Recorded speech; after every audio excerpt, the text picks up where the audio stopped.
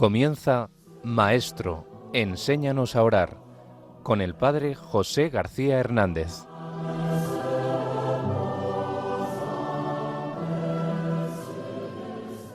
Bienvenidos un día más, queridos hermanos, a nuestro programa Maestro, enséñanos a orar, donde queremos aprender juntos a hablar con Dios, a estar con Él, a experimentar su amor y su misericordia por nosotros.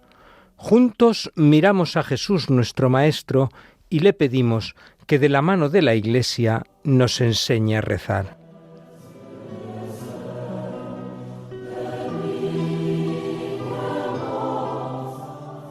Comenzamos, como siempre, resumiendo el contenido de nuestro programa de hoy. En la primera parte veremos lo que el Catecismo de la Iglesia Católica nos dice sobre la oración. Hoy comentaremos un último punto dedicado a la oración vocal, de la que venimos hablando desde hace varios programas. Y nos dice este punto que la oración vocal tiene que ir acompañada de la oración interior y es expresión de la oración interior.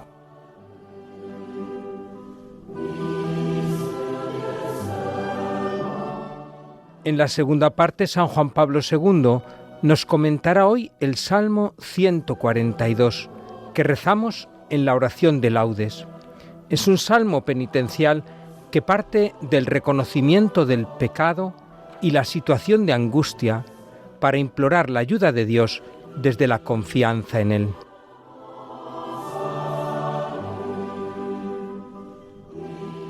Y en la sección Grandes Orantes seguiremos escuchando textos de San Agustín que nos hablan de la importancia de la oración para evitar el pecado y de la importancia de perseverar en la oración.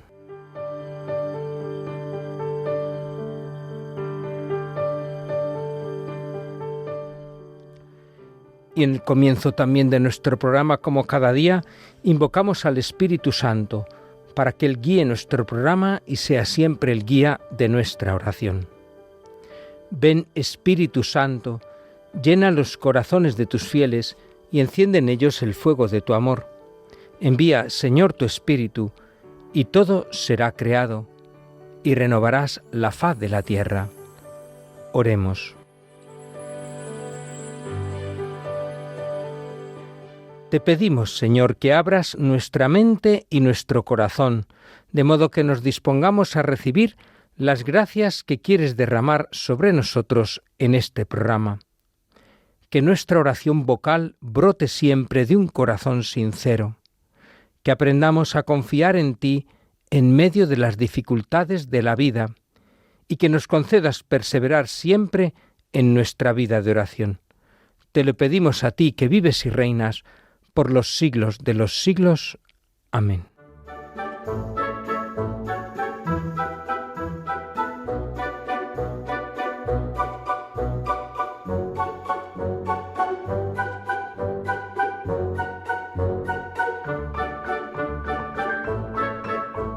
La oración en el Catecismo de la Iglesia Católica.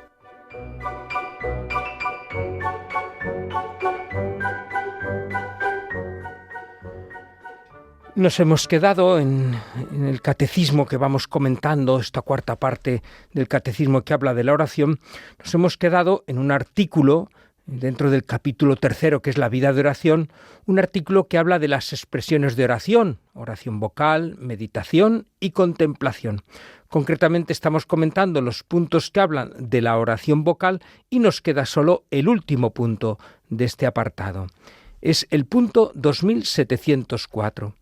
Comenzamos, como siempre, escuchando este punto del catecismo. La oración vocal es la oración por excelencia de las multitudes por ser exterior y tan plenamente humana. Pero incluso la más interior de las oraciones no podría prescindir de la oración vocal. La oración se hace interior en la medida en que tomamos conciencia de aquel a quien hablamos, Santa Teresa de Jesús.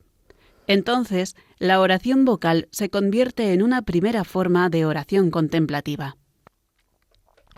Bien, pues un punto breve, pero con varias ideas importantes. Lo primero que nos dice este punto es que la oración vocal se expresa de una forma especial cuando rezamos juntos. Y especialmente dice cuando se junta una gran multitud. Y esto es porque con la oración vocal expresamos la oración del pueblo de Dios.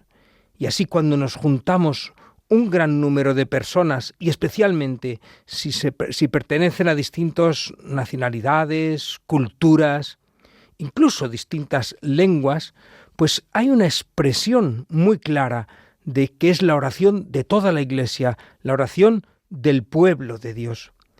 Podemos recordar, pues, los que hemos vivido, pues momentos muy especiales, pues este año, por ejemplo, pues el jubileo en Roma, los distintos jubileos de distintos movimientos o realidades o pastorales, encuentros mundiales o celebraciones quizá también a nivel diocesano, como una celebración de una ordenación sacerdotal en la catedral, la misa crismal. En algunas diócesis, allí en Alcalá de Henares, en mi diócesis, pues la oración diocesana de jóvenes, que todos los primeros viernes de mes se juntan jóvenes de toda la diócesis a rezar y cantar juntos. Pues es precioso, ¿verdad?, esta expresión comunitaria de la oración vocal y que expresa esta magnitud y esta comunión comunión que hay dentro de la Iglesia del pueblo de Dios.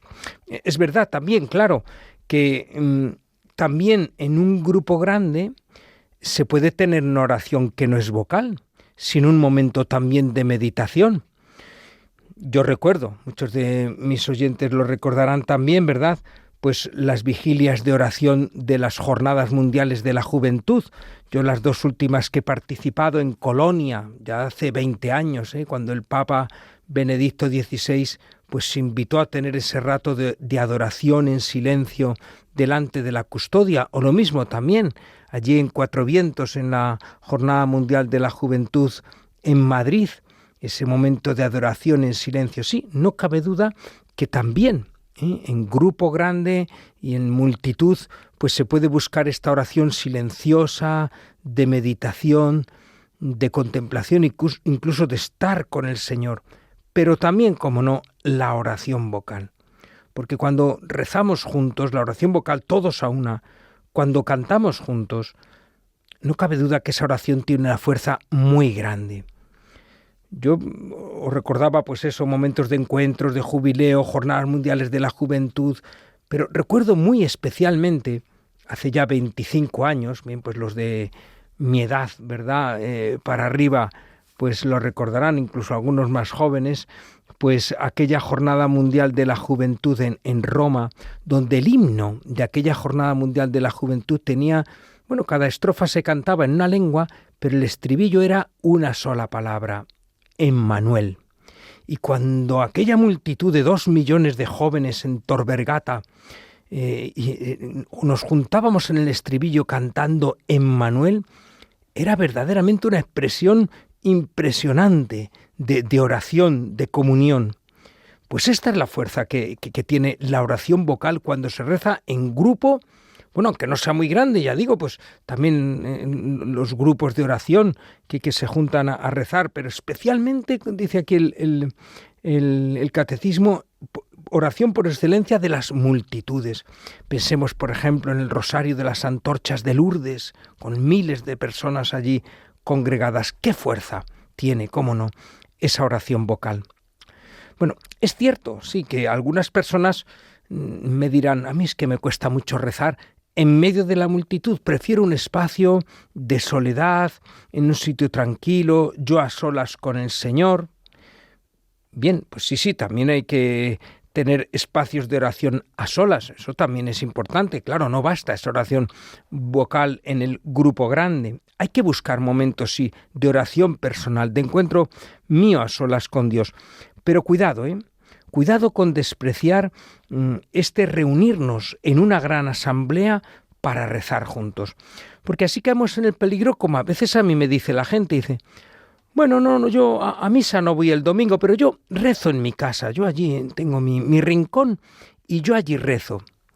Bueno, pues sí, usted rece allí en su casa, sobre todo si no tiene facilidad para rezar en el Santísimo, en el Sagrario, en la iglesia, rece en casa.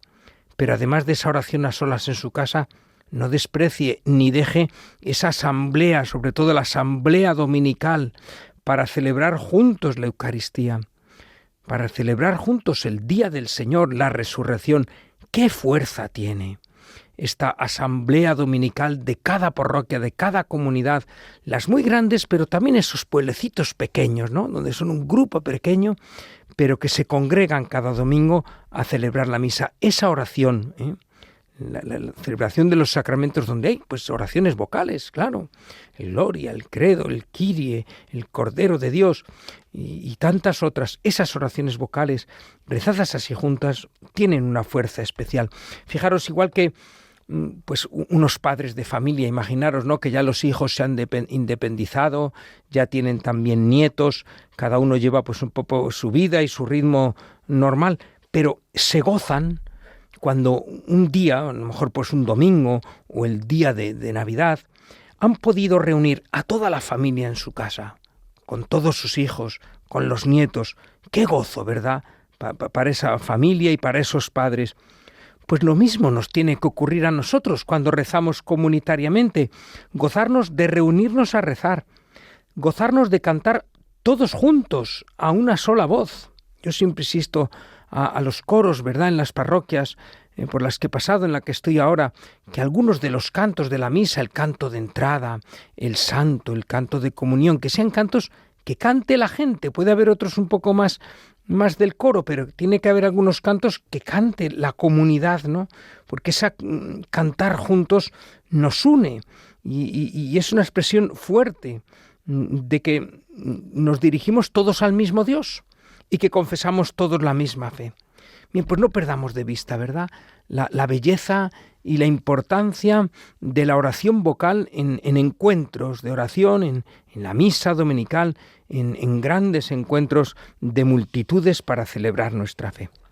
Bien, pero añade después este punto, que incluso la más interior de las oraciones tampoco puede prescindir de la oración vocal. Es decir, cuando yo me pongo allí en mi cuarto, o si tengo y puedo, ¿verdad?, pues delante del sagrario o delante de la custodia con el Santísimo expuesto, tengo mi rato de oración personal y una oración interior, no puede prescindir de la oración vocal. Porque para nosotros, los cristianos, la oración interior no es como en algunas de estas expresiones orientales de relajación, no es quedarse en blanco, no. Nuestra oración de meditación e incluso la oración de contemplación debe ir acompañada de la oración vocal, aunque no la haga en voz alta, ¿eh? Claro, puede ser oración vocal, pero dicha dentro de mí, claro, porque si estamos varios allí en la capilla, pues si todo el mundo se pone a rezar en voz alta, fijaros qué jaleo, ¿no? Y es que fijaros, la oración es interior, no por el hecho de que no diga nada. La oración se hace interior cuando tomo conciencia de con quién estoy. ¿Quién es aquel a quien estoy hablando y a quien estoy escuchando?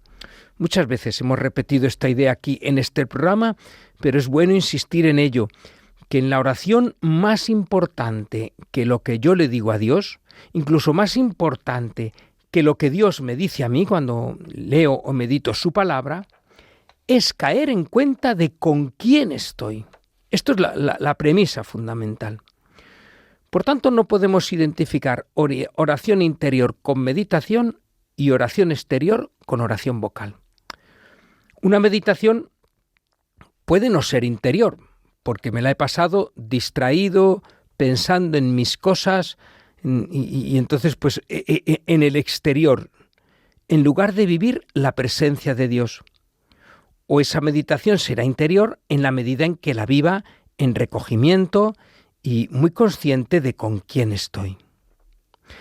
Y lo mismo, la oración vocal también puede ser meramente exterior, si repito unas fórmulas mecánicamente y sin prestar atención a lo que estoy diciendo. O puede ser interior, si aquello que estoy diciendo lo estoy haciendo consciente de a quién me dirijo y en presencia de quién estoy. Por tanto, fijaros, la clave de una oración bien hecha, de una oración que llamamos así oración interior, es tomar conciencia de que estoy en presencia de Dios, de que es a Dios a quien escucho y trato de saber qué es lo que Él quiere de mí, que es a Dios a quien me dirijo consciente de mi pequeñez y consciente de que todo lo recibo de Él. Por tanto, tenemos que estar bien atentos a no quedarnos cuando hacemos oración vocal en ser recitadores de oraciones, sino vivirlo en presencia de Dios, porque convertirnos en recitadores es un riesgo real en nuestra vida de oración. Bueno, también es verdad, ¿no?, que a veces no podemos evitar distracciones, ¿eh? Está uno rezando el rosario y dice, llevo un rato pensando en no sé qué en el rosario. Bueno, pero en cuanto me doy cuenta, vuelvo al misterio del rosario que estoy meditando, o estoy haciendo pues cualquier otra oración vocal, ¿no?, de las clásicas de toda la vida, como de otras oraciones, estas que hacemos oraciones vocales normalmente siempre al terminar nuestro programa, por ejemplo. Bueno, pues puede estar rezando, me he distraído, ¿no?, y no sé, pero vuelvo enseguida la atención, ¿no? Eso, bien, es normal, ¿no? Ya decía Santa Teresa de Jesús que la imaginación es la loca de la casa, ¿no?, y que entonces continuamente tira de nosotros. Pero no nos conformemos con estar distraídos continuamente y recitar sin poner la atención en lo que estamos haciendo.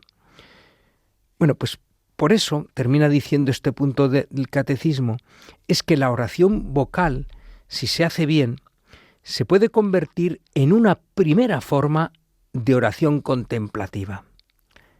Es decir, que cuando rezamos con nuestra voz, tratemos de integrar nuestra voz, todo nuestro cuerpo, todo nuestro ser, para así estar en presencia de Dios.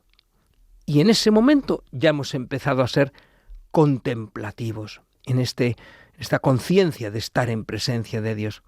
Fijaros, ¿no? Esto es así porque las personas de vida contemplativa, los monjes en los monasterios, las monjas de clausura en sus monasterios, su oración, daros cuenta de que tiene un gran componente de oración vocal. Las distintas horas de la liturgia de las horas, maitines, laudes, tercias, sexta, nona, vísperas, completas, son oraciones vocales a base de salmos y de otros textos, pero las rezan juntos y las hacen comunitariamente.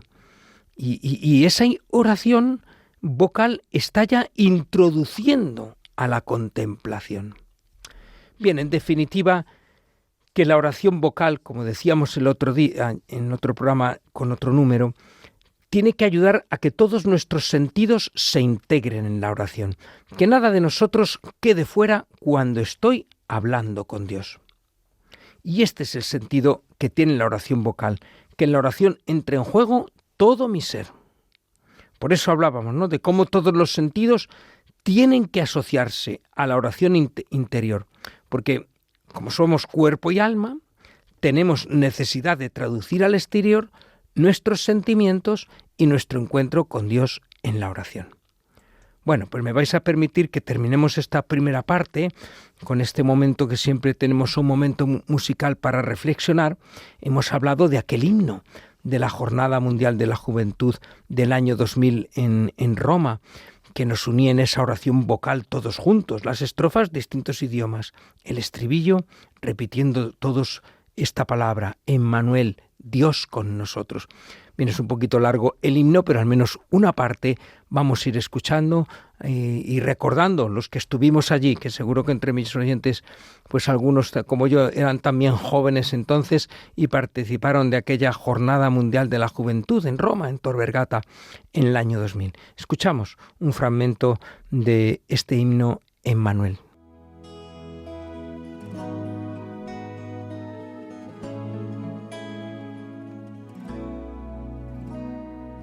L'orizzonte una grande luce viaggia nella storia e lungo gli anni ha vinto il buio facendosi memoria, illuminando la nostra vita chiaro ci rivela che non si vive se non si cerca la verità.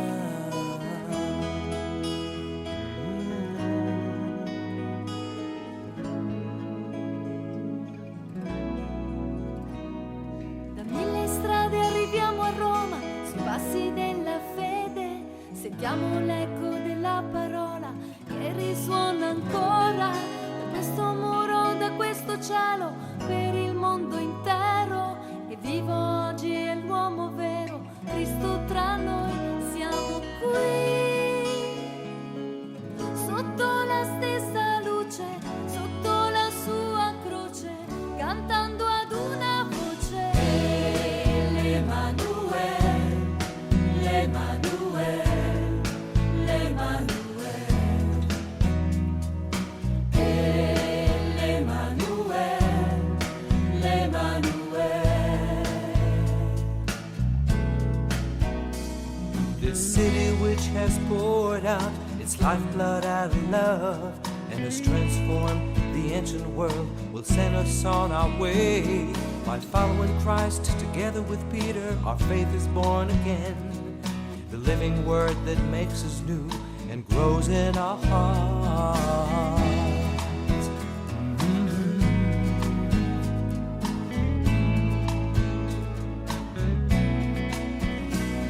Ce don si grand que Dieu nous a fait, le Christ, son Fils unique, l'humanité renouvelée, par lui est sauvée. Il est vrai homme, il est vrai Dieu, il est le pain de la vie, qui pour chaque homme, pour tous ses frères, se donne encore. Siamo qui, sotto la stessa luce, sotto la sua croce, cantando ad una voce. L'Emanuel, l'Emanuel, l'Emanuel.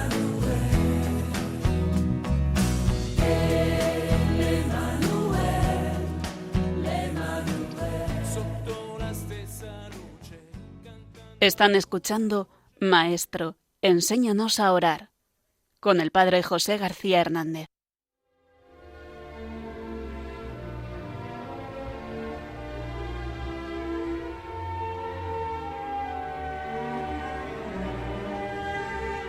Rezar con los salmos.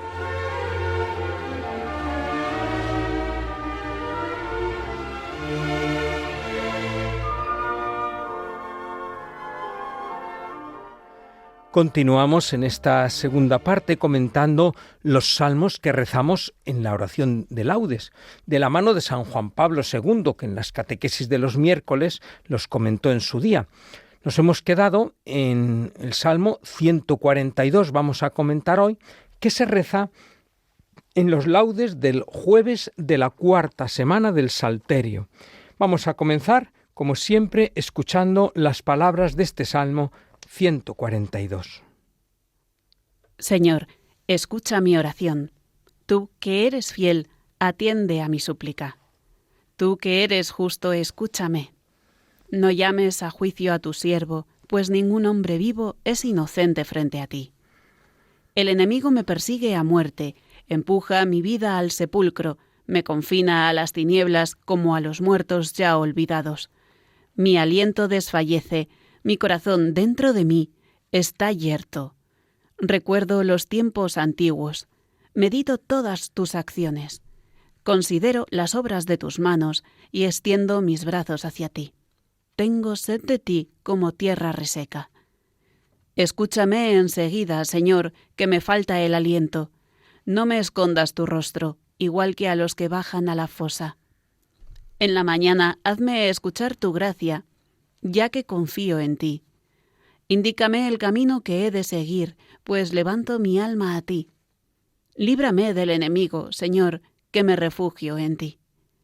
Enséñame a cumplir tu voluntad, ya que tú eres mi Dios.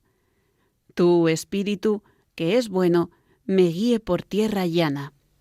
Por tu nombre, Señor, consérvame vivo. Por tu clemencia, sácame de la angustia. Hasta aquí las palabras de este Salmo 142, precioso, que se reza en la liturgia de laudes y también se reza en la liturgia de completas, los martes en las completas. Bien, pero ahora en este contexto de la oración de la mañana escuchamos el comentario de San Juan Pablo II. Dice: el Salmo 142 es el último de los llamados salmos penitenciales que forman parte de las 7 súplicas distribuidas en el Salterio. Aquí da la cita de esos 7 salmos, el 6, 31, 37, 50, 101, 129 y 142. Siempre esta es la numeración de la Biblia, de la traducción de los 70, de la Biblia griega. Digamos que casi todos menos el 6, los demás en la numeración hebrea sería un número más. Ya sabéis que hemos explicado algunas veces que hay 2 numeraciones distintas, según se haga desde la Biblia hebrea o la traducción griega del Antiguo Testamento. Pues aquí siempre que es la numeración que se utiliza en la liturgia es la de la Biblia griega, que suele ser un número menos, casi todos los salmos. Pues aquí da la cita de los 7 salmos penitenciales. La tradición cristiana los utiliza para invocar del Señor el perdón de los pecados, lógicamente. A San Pablo le gustaba particularmente el texto en el que hoy hemos querido profundizar, pues había llegado a la deducción de una radical pecaminosidad de toda criatura humana. Fijaros lo que dice el Salmo. Ningún hombre vivo es inocente frente a ti, Señor. Esta frase es tomada por el apóstol como fundamento de su enseñanza sobre el pecado y sobre la gracia.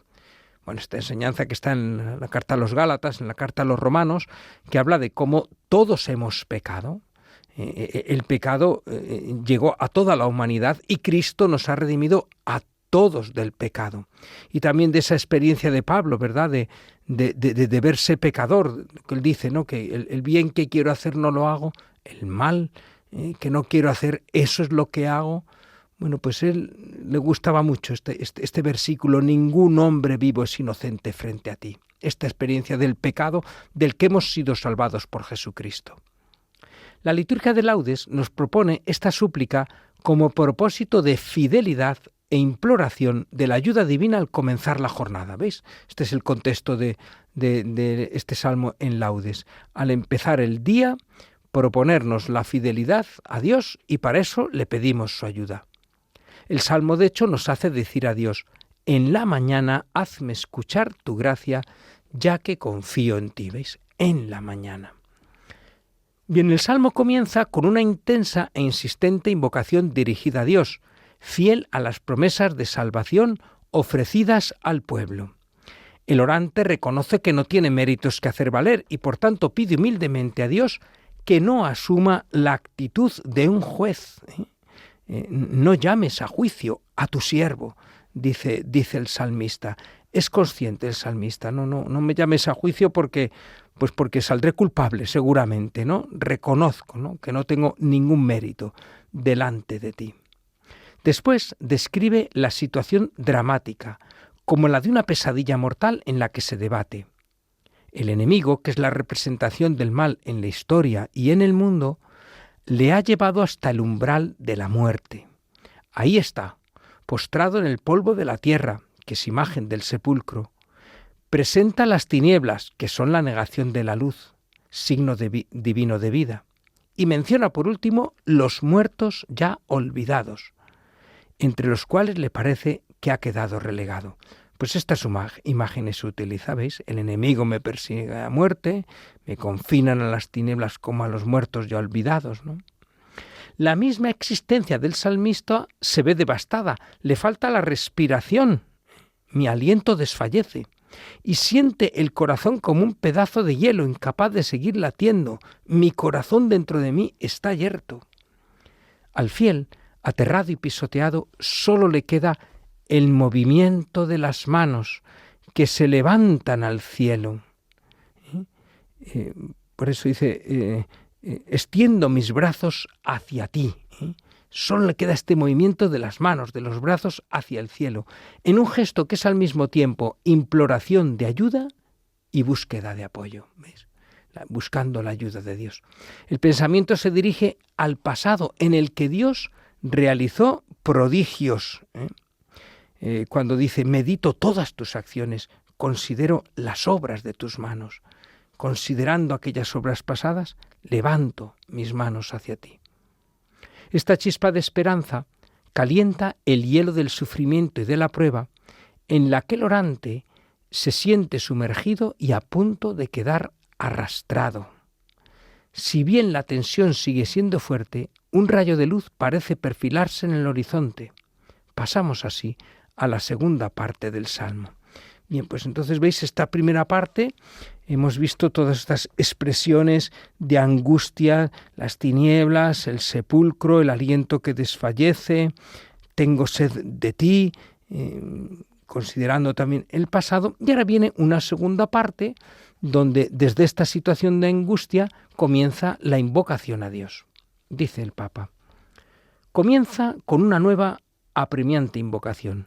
El fiel, sintiendo que se le escapa la vida, lanza su grito a Dios.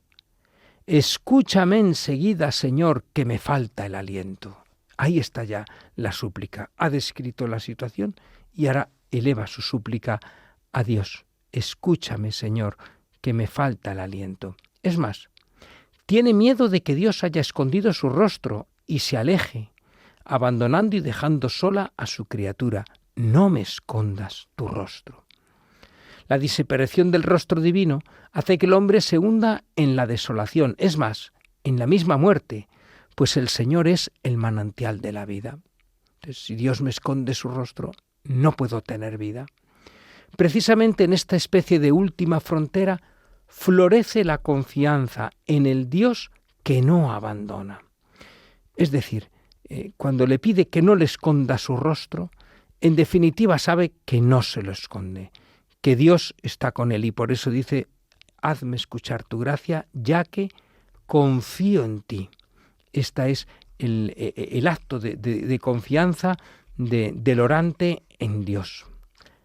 El orante multiplica sus invocaciones y las apoya con declaraciones de confianza en el Señor. Confío en ti, levanto mi alma a ti, me refugio en ti, tú eres mi Dios. Pide ser librado de sus enemigos y liberado de la angustia, pero repite otra petición que manifiesta una profunda aspiración espiritual. Enséñame a cumplir tu voluntad, ya que tú eres mi Dios. Muy interesante esto, fijaros lo que dice el Papa. Tenemos que asumir esta admirable petición.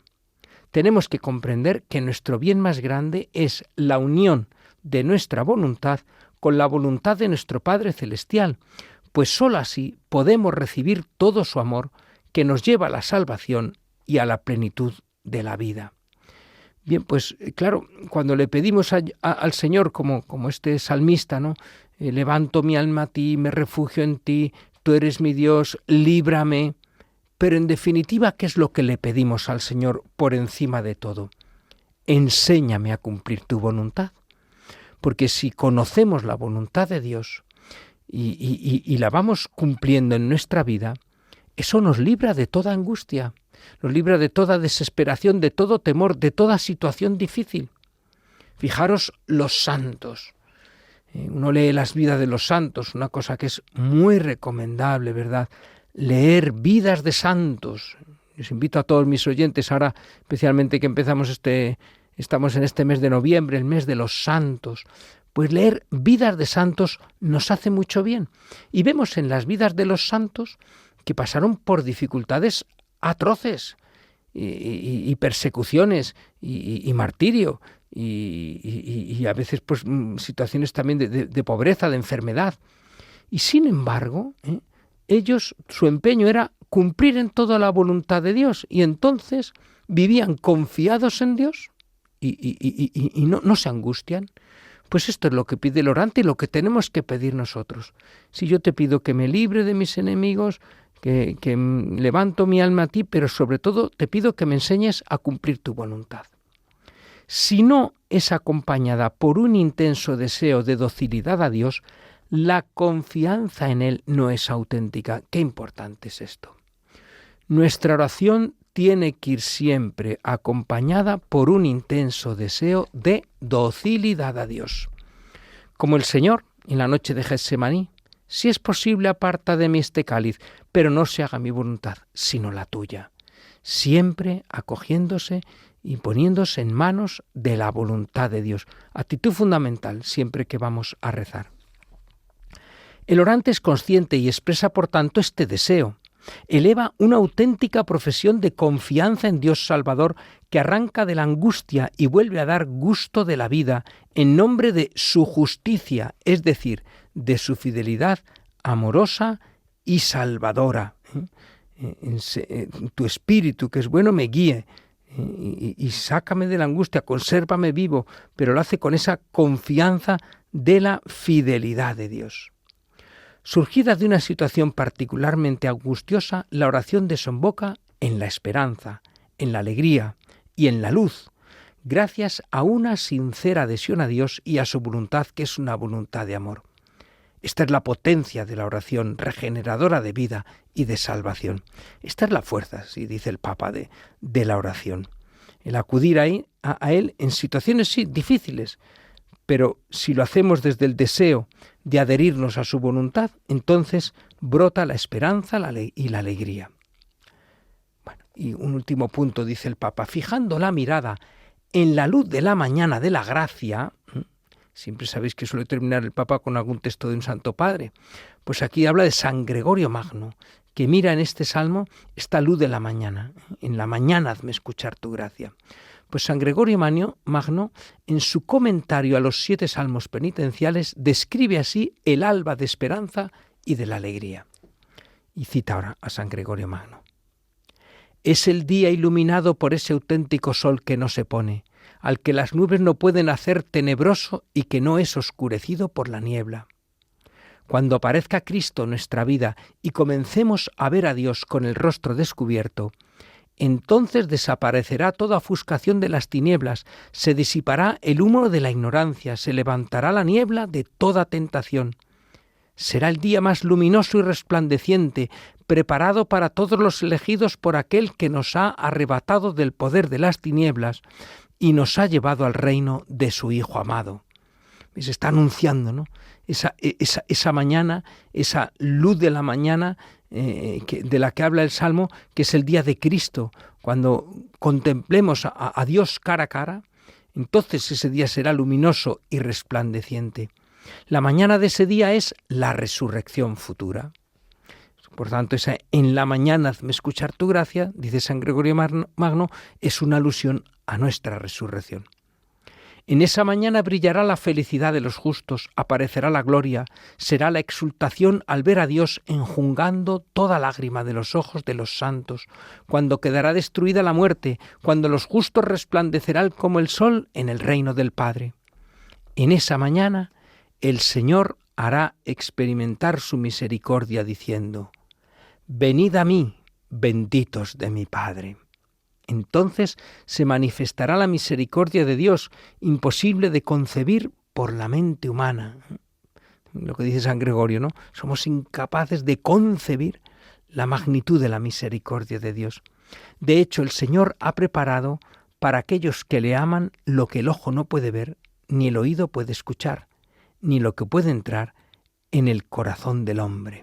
Bueno, pues preciosa esta cita de San Gregorio Magno, donde esta frase del Salmo, en la mañana hazme escuchar tu gracia, él la refiere para el día de la resurrección, donde ya pues escucharemos la llamada del Padre a estar con Él, lo contemplaremos cara a cara y se nos manifestará como nunca la grandeza y la belleza de la misericordia de Dios.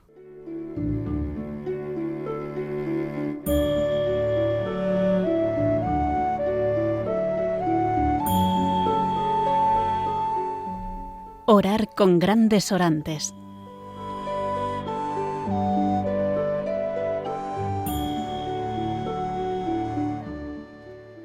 Seguimos en esta tercera parte comentando textos de santos y de grandes orantes. Concretamente llevamos algunos días y vamos a seguir todavía unos días más con textos de San Agustín. Hoy concretamente vamos a ver primero algunos que nos hablan de la importancia y la necesidad de la oración para evitar el pecado y superar las tentaciones. Comenzábamos ya este apartado el otro día, continuamos con él. Dice San Agustín en un texto. Son textos sueltos, entresacados de distintos libros de San Agustín. Pues bien, en un sermón dice: cuando empieces a sentir cansancio en tu lucha contra los deseos de la carne, camina en el Espíritu, invoca al Espíritu, busca el don de Dios. Es decir, que cuando nos vayamos cansando, ¿no? Porque claro, la lucha contra los deseos de la carne es para toda la vida y a veces podemos cansarnos en esa lucha. Pues entonces dice, no camines en la carne, camina en el Espíritu, y por eso busca el don de Dios, pídelo, invoca al Espíritu. Tú gritas solamente, tú invoca. Conviene orar siempre y no desfallecer. Invoca sí, invoca ayuda. Aún estarás hablando, dice el Señor, y yo ya estaré presente, está citando aquí a Isaías. Recapacita a continuación y escucha a quien dice a tu alma, yo soy tu salvación. Por lo tanto, cuando la ley de la carne comience a oponerse a la ley de tu mente y a llevarte cautivo en la ley del pecado que reside en tus miembros, pronuncia esta oración y confesión. Desdichado de mí, ¿qué otra cosa es el hombre? ¿Qué es el hombre si no te acuerdas de él? Es el Salmo 8, ¿verdad? Tan conocido. Pues eso, cuando nos veamos que nos cuesta la lucha contra el pecado, acudir al Señor y decirle, ¿qué soy yo, Señor? Si tú no te acuerdas de mí. Desdichado de mí, pues si no hubiese venido el Hijo del Hombre, hubiese perecido el hombre. Y en tus apuros exclama, ¿quién me librará del cuerpo de esta muerte? En él la ley residente de mis miembros se opone a la ley de mi mente. Me complazco en la ley de Dios según el hombre interior. ¿Quién me librará del cuerpo de esta muerte? Si dices esto con fe y humildad, con toda certeza y verdad se te responderá. La gracia de Dios por Jesucristo nuestro Señor.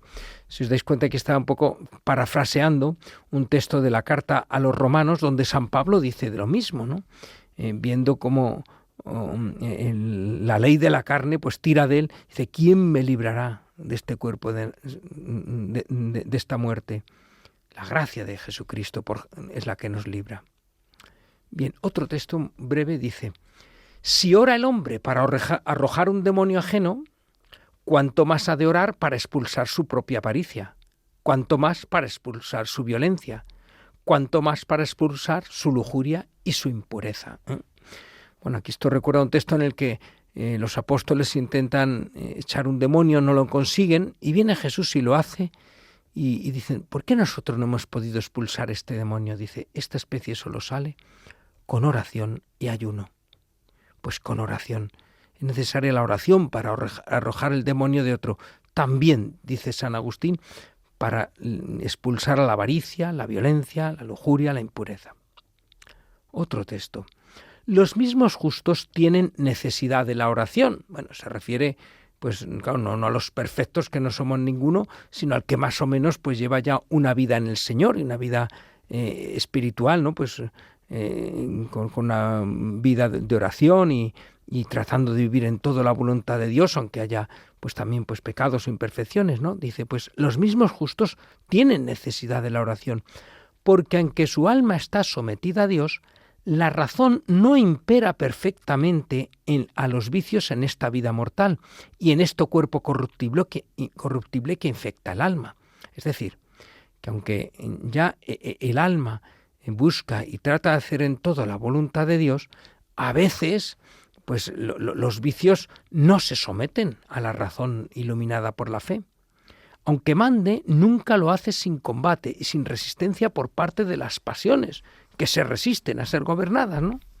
Y siempre es verdad que aun el más fuerte luchador y dominador de tales enemigos, en este valle de flaqueza se le entromete algo que si no le hace pecar con fácil obra, sí lo hace pecar con hábil locución o con pensamiento inconstante. Es decir, si mi pasión no me lleva a pecar haciendo una obra mal, sí por lo menos al pensamiento malo sobre el otro o a la palabra mala. Por eso, mientras se impera a las pasiones, no hay paz perfecta, porque las que resisten se debaten en peligrosa pelea y las vencidas aún no tienen asegurada la victoria, sino que requieren todavía una vigilante opresión. Muy interesante este texto, porque viene a decir San Pablo que nunca demos ya porque decir, bueno, esta pasión yo ya la he vencido, ya no necesito ni la ayuda de Dios porque es que ya, no, cuidado, porque hay que estar siempre vigilante. Y a veces, lo he visto yo en personas que he acompañado espiritualmente, personas que ciertas pasiones en su vida ya las tenían, pues pensando eso, que vencidas y superadas, en un momento determinado, pues vuelve la tentación, vuelve esa pasión desordenada, vuelve ese apego, vuelve ese vicio, y entonces constantemente hay que estar vigilando y pidiendo a Dios, porque sin la oración es imposible vencer esa tiranía de las pasiones. Dios quiere dar, dice otro texto, pero solo da al que pide, para no dar al que no quiere recibir.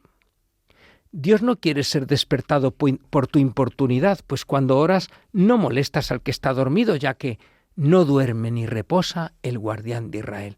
Bueno, preciosa idea, ¿no? Primero dice que Dios solo da al que le pide, porque el que no pide, pues será que no quiere recibir, luego al que no quiere no le va a dar. Pero además dice que, aludiendo un poco a ese texto en el amigo inoportuno que despierta al amigo para que le dé algo para sus invitados y tal, dice, no te preocupes, tú no vas a despertar a Dios sin inoportuno porque Él nunca duerme, ¿eh? Como dice, está citando aquí un salmo, ¿no? No duerme ni reposa el guardián de Israel. Otro texto más. Dios es testigo no solo de tus palabras, sino también de tus pensamientos. Si con sinceridad y con fe pides algo a tan gran Señor, cree que lo recibes de aquel a quien pides. No quieras honrarlo con la boca y anteponerte a él en tu corazón, creyendo que es cosa tuya propia aquello mismo que finges pedir. Bueno, muy interesante esto también, ¿no? Cuando rezamos, cuando pedimos, lo hagamos con sinceridad de que lo necesitamos de Dios. No decirlo con la boca, no diciendo, bueno, pido esto, pero en definitiva ya sé que no es tanto lo que Dios me dé como lo que yo haga. No, claro. No, hacerlo confiado en que verdaderamente creo que es Dios el que me lo tiene que dar. Y que no finja pedir, porque bueno, me lo han dicho, pero en el fondo pensando que no sirve, que es más cuestión de mi voluntad. Pues no, es gracia de Dios. Con esta convicción hay que pedir. ¿O es que no le pedimos a Él esta perseverancia? Al que esto diga, ya no tengo que refutarlo con mis razones, sino abrumarlo y convencerle con los testimonios y afirmaciones de los santos. ¿Hay acaso alguno de estos que no pida continuamente a Dios la perseverancia, cuando al recibir la oración dominical no se hace otra cosa que pedir dicha dádiva divina? Bueno, ¿qué dice San Agustín? Pues que incluso los santos continuamente han pedido a Dios perseverar en el bien, conscientes de que aunque ellos ya, pues, en ciertas cosas, pues ya de las pasiones las tuvieran dominadas, el que pudieran perseverar en esa fidelidad a Dios no podía ser por ellos mismos, necesitaban de Dios. Y esto lo expresan siempre los santos, y todos cuando rezamos, lo expresamos en la oración dominical, cuando le decimos al Señor, no nos dejes caer en la tentación y líbranos del mal. Somos conscientes de que en cualquier momento, aunque hayamos vencido las tentaciones, si Dios no nos da su gracia, si Él no nos sostiene, podemos enseguida volver a caer en esas tentaciones y en esos pecados. Otro texto. La oración te advierte que necesitas la ayuda de tu Señor para que no pongas en ti mismo la esperanza del buen vivir. O sea, yo no voy a ser feliz por mí mismo, necesito a Dios. No oras para recibir riquezas u honores del presente siglo o logros de vanidad humana, sino para no caer en la tentación. Si el hombre se lo pudiese dar a sí mismo con la voluntad, no lo pediría en la plegaria, claro. Si fuera cosa nuestra, no lo pediríamos en la oración. Si bastase la voluntad, tampoco oraríamos. Está bien, pues, que queramos, pero oremos para lograr lo que queremos, cuando por un don de Dios tenemos un recto entendimiento. Y pues recibiste ese don, da gracias por él. Importante esto también, ser conscientes, cuando somos conscientes de que pidiendo Dios nos lo da, no nos lo apropiemos. Nos demos cuenta de que es un don de Dios y por eso sepamos también ser agradecidos y agradecer a Dios por lo que hemos recibido de Él. Porque, ¿qué tienes que no hayas recibido? Si lo recibiste, cuida de no gloriarte como si no lo hubieses recibido, esto es, como si lo hubieses podido lograr de ti mismo. Sabiendo de quién lo recibiste, pídele que te lo perfeccione, pues Él te permitió comenzar. Es decir, he recibido de Dios este don, pero tengo que seguir pidiendo a Dios que me ayude a perseverar en ese don y que perfeccione en ese don. Esto me recuerda este texto, ¿verdad? Lo que el obispo dice al sacerdote en el día de la ordenación sacerdotal. Dios que comenzó en ti la obra buena, que Él mismo la lleve a término. Dios nos dio el don del sacerdocio, sí, y nos regala este don, pero también tenemos que pedirle que lleve a término, que perfeccione este don durante toda la vida. Trabaja en tu salvación con temor y temblor, pues Dios es el que obra en ti el querer y el consumar según la buena voluntad, porque el Señor prepara la voluntad y dirige los pasos del hombre, y entonces éste quiere su camino. Este santo pensamiento te mantendrá para que tu sabiduría sea piedad, es decir, para que seas bueno por obra de Dios y no ingrato a la gracia de Cristo. Es decir, ser conscientes de que todo lo que hacemos con temor y temblor y ejercitando nuestra voluntad, al final es todo obra de Dios en nosotros, que es el que nos hace posible perseverar en el bien. Otro texto: si no oráis, no tendréis esperanza. Si oráis de distinto modo que enseñó el Maestro, no seréis oídos. Si mentís en la oración, no suplicáis. Pues fundamental. Para tener esperanza, rezar, porque este año que estamos en el año de la esperanza, ¿verdad? Pues afianzarnos en la vida de oración, porque solo con la oración que nos concede los dones de Dios podemos caminar en esperanza. Y además, y orar como el Maestro nos enseñó, con la oración del Padre Nuestro y de la manera como Él nos enseñaba a rezar. Y el último texto dice: a veces tarda el Señor en concedernos sus gracias, pero no las niega. Retrasa sus dones para que los deseemos con más ardor. Pide, busca, insiste. Pidiendo y buscando aumenta el deseo para que lo recibas con más gusto. El Señor te reserva lo que no quiere darte enseguida para que aprendas a desear mucho las cosas grandes. Por ello conviene orar constantemente y no cansarse nunca. Bueno, pues este texto es como colofón de todo lo que hemos leído hoy, ¿verdad? Es maravilloso, ¿no? El Señor a veces retrasa sus dones, no nos da lo que le pedimos para que lo deseemos más, para que deseemos más alto, para que nuestros deseos sean más perfectos, para que deseemos cosas grandes y no nos deseemos cosas pequeñitas y sin importancia. Y por eso hay que orar constantemente y perseverantemente, como empezaremos a escuchar textos de la perseverancia en la oración en el próximo programa, porque así en esa perseverancia en la oración se va aumentando nuestro deseo y preparándonos con ese deseo a recibir los dones de Dios.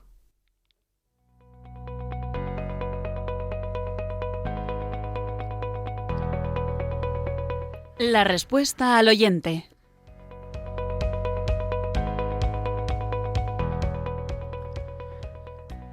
Ha estado tranquilo el correo estos días, alguna cosita particular que me han comentado, pero no hay así nada para traer al programa, ni aportaciones, ni preguntas. Entonces simplemente recordarles que si quieren participar en el programa, que si quieren preguntar algo, que sea, sobre todo eso sí que sea relacionado con el tema de la oración, pueden hacerlo al programa, al correo maestro@radiomaria.es.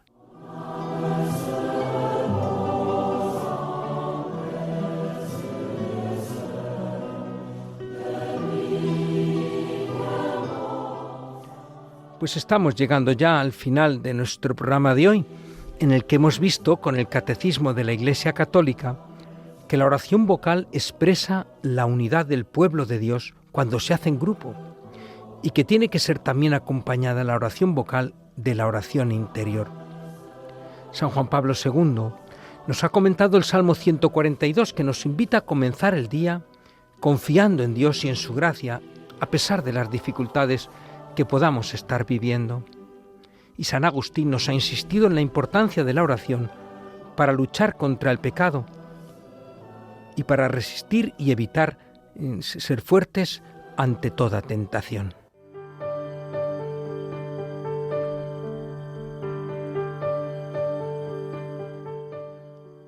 Vamos a terminar hoy con una oración de Santa Faustina Kowalska, recogida en su diario, libro precioso que también recomiendo a todos mis oyentes, el diario sobre la divina misericordia en el alma de Santa Faustina Kowalska. Oh mi Jesús, tú eres la vida de mi vida. Tú sabes bien que lo único que deseo es la gloria de tu nombre y que las almas te conozcan. Tu bondad. ¿Por qué las almas te evitan, oh Jesús? No lo entiendo. O si pudiera dividir mi corazón en partículas mínimas y ofrecerte, oh Jesús, cada partícula como un corazón entero para compensarte, aunque parcialmente, por los corazones que no te aman. Te amo, Jesús, con cada gota de mi sangre y la derramaría voluntariamente por ti para darte la prueba de mi amor sincero. Oh Dios, cuanto más te conozco, tanto menos te puedo entender, pero esa incapacidad de comprenderte me permite conocer lo grande que eres, oh Dios. He encontrado mi destino en el momento en el que mi alma se sumergió en ti, en el único objeto de mi amor. Todo es nada en comparación contigo. Los sufrimientos, las contrariedades, las humillaciones, las sospechas que enfrento, los fracasos, todos son espinas que incendian mi amor hacia ti, Jesús.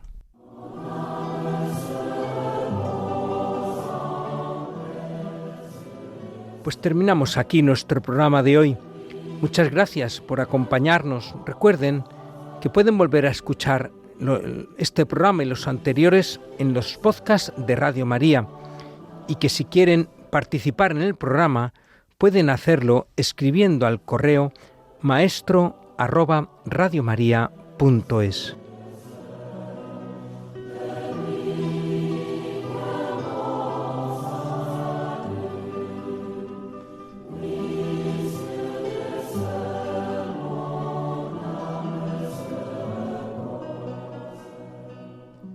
Han escuchado Maestro, enséñanos a orar, con el Padre José García Hernández.